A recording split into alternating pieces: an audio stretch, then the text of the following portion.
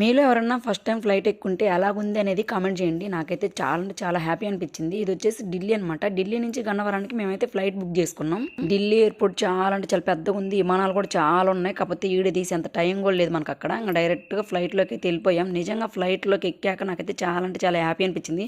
కిటికీ పక్కన ప్లేస్ నాకు రాలేదు. మన లక్ష్మక్కకు వచ్చింది. కబ్జా చేసేసి అనమాట నేను.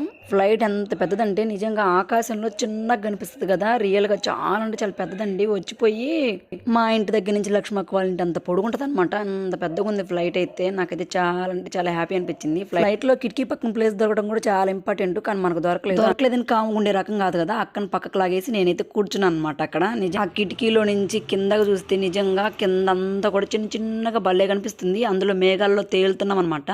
గాల్లో వెళ్ళి మనం చుట్టమే కాదు, ఆకాశంలో నేను కూడా ఎగురుతున్నానని ఫీలింగ్ నాకు చాలా అయితే చాలా బాగా నచ్చింది. బస్ ఎక్కినప్పుడు, ట్రైన్ ఎక్కినప్పుడు ఎలా తింటామో ఫ్లైట్ ఎక్కినప్పుడు కూడా తింటాం అనేది చాలా ముఖ్యం. కానీ అక్కడ నేను తినే ఏం దొరకలేదే. అక్క ఒక కాఫీ ఆర్డర్ ఇస్తే దానికి కాంప్లిమెంట్గా జీడిపప్పు అయితే ఇచ్చారు. కాఫీ అంత తెలుసా ఫ్రెండ్స్, 200. అంతేలే, నేల మీద 20 రూపాయలు ఉంటే ఆకాశంలో 200 ఉంటాం సహజమే కదా. నిజంగా ఫ్లైట్ పైకి ఎగురుతుంటే నిజంగా గాల్లో తేలిపోతున్నట్టు చాలా అంటే చాలా హ్యాపీ అనిపించింది. పైనుంచి చూస్తుంటే చిన్న చిన్నగా భలే ఉన్నాయి అనమాట ఇల్లులు కానీ రోడ్లు కానీ. నాకైతే చాలా ఫుల్ ఎంజాయ్ చేశాను నేనైతే. అంత బాగుందిలే. కానీ ఫ్లైట్ కిందకి దిగేటప్పుడు నాకు ఎందుకో చెవులు అనేవి దిమ్మెక్కి చెవులు బాగా కొంచెం నిప్పు అనిపించింది. అంటే ఫస్ట్ టైం ఎక్కేసరికి ఏమో నాకైతే అర్థం కాలేదు. అందుకే నా ఫేస్ డల్ అయిపోయింది అక్కడ. ఇదే అనమాట మేము ఎక్కిన విమానం. నిజంగా చాలా అంటే చాలా పెద్దగా ఉంది. వీడియో నచ్చితే మాత్రం లైక్ చేయండి. మన ఛానల్ అయితే సబ్స్క్రైబ్ చేసుకోండి. Bye bye.